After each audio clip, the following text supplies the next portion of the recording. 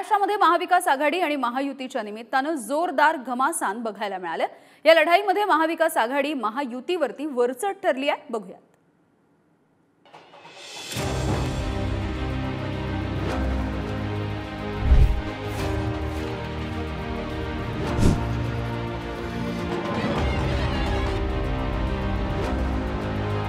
लोकसभा निवडणुकीत महाराष्ट्रात मवियानं चांगलीच मुसंडी मारली आहे।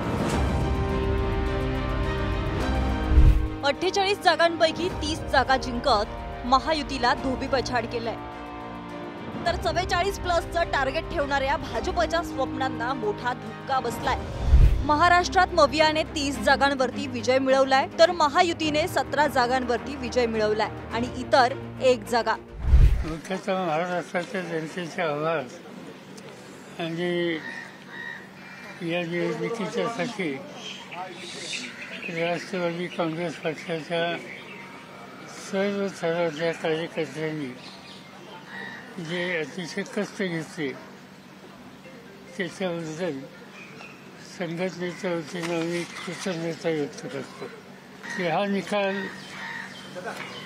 इथं परिवर्तनाला पोषक अशा प्रकारचा आहे। महाराष्ट्रात भाजपनं सर्वाधिक जागांवरती बाजी मारली आहे, मात्र लढवलेल्या जागांच्या तुलनेत भाजपची कामगिरी अतिशय निराशाजनक ठरली आहे। तर शरद पवारांच्या राष्ट्रवादीसह काँग्रेसचा अपेक्षेपेक्षा दमदार असा स्ट्राईक रेट बघायला मिळतोय। महाराष्ट्रात काँग्रेसने 17 जागा लढवल्या होत्या, त्यापैकी 13 जागांवर काँग्रेसला यश आलंय, तर ठाकरेंच्या शिवसेनेने 21 जागा लढवल्या, त्यापैकी 9 जागांवर विजय झालाय। शरद पवारांच्या राष्ट्रवादीने 10 जागा लढवल्या, त्यापैकी 8 जागा शरद पवारांच्या पदरात पडल्यात।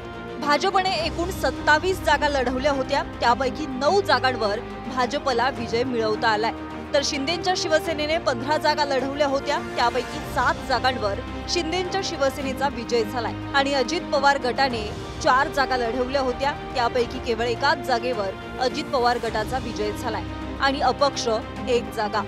भाजपचा जो विचार आहे तो महाराष्ट्राच्या सामान्य लोकांनी आणि तसंच देशातल्या लोकांनी नाकारलेला आहे।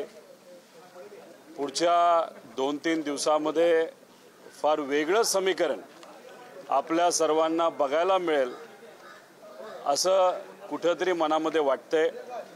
महाविकास आघाडीचं समीकरण जे महाराष्ट्राला अख्ख्या देशाला दाखवून दिलं, तशाच प्रकारच्या काही गोष्टी या देशामध्ये पुढच्या 2 दिवसामध्ये घडतील आणि भाजप सत्तेत येणार नाही असं आमच्या सगळ्यांना वाटतं।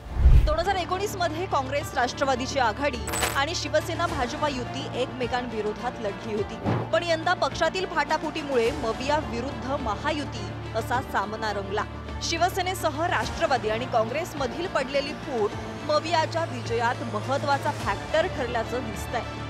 महाविकास आघाडीच्या विजयाची कारणं नेमकी काय असू शकतात त्यावर देखील एक नजर टाकूया। शिवसेना आणि राष्ट्रवादीतील बंड त्यांच्या पथ्यावर पडणं, एकनाथ शिंदे आणि अजित पवारांच्या बंडाचा फटका, निवडणुकीत पूर्ण एकजूट बघायला मिळाली। मवियाच्या तुलनेत महायुती एकसंध दिसली नाही, अपवाद वगळता जागा वाटपात नाराजी नाही। जागा वाटपात भाजपा शिंदेच्या शिवसेनेत रस्सीखेच, उमेदवार घोषित करण्यात आघाडी, उमेदवाराबाबत शेवटपर्यंत घोळ, स्थानिक नेत्यांकडून एकमेकांच्या उमेदवारांचा प्रचार। महायुतीतील स्थानिक नेते एकमेकांच्या प्रचारात दिसले नाहीत। अयोध्या में बीजेपी हार गई, फैजाबाद बीजेपी हार गई, जहां इतना बड़ा इवेंट किया था मोदी जी ने, ध्यान 14 दिन का व्रत किया, कल ध्यान किया, देश की जनता ने नरेंद्र मोदी जी को नकारा है, मोदी को फेयरवेल दिया है मोदी जी। फोडाफोडीचं राजकारण आणि बंडखोरीमुळे महाविकास आघाडीला सहानुभूती मिळाल्याचं चित्र आहे। थोडक्यात एकनाथ शिंदे आणि अजित पवारांना सोबत घेणं हे मतदारांना रुचलं नाहीये। याशिवाय मराठा, मुस्लिम आणि इतर मतही मवियाच्या बाजूने झुकल्याचं दिसतंय। त्यामुळे आगामी निवडणुकांमध्ये महाराष्ट्राचं राजकारण कोणत्या वळणावर जाणार याचे संकेत या निकालात दडलेले दिसतायत। ब्युरो रिपोर्ट, पुढारी न्यूज।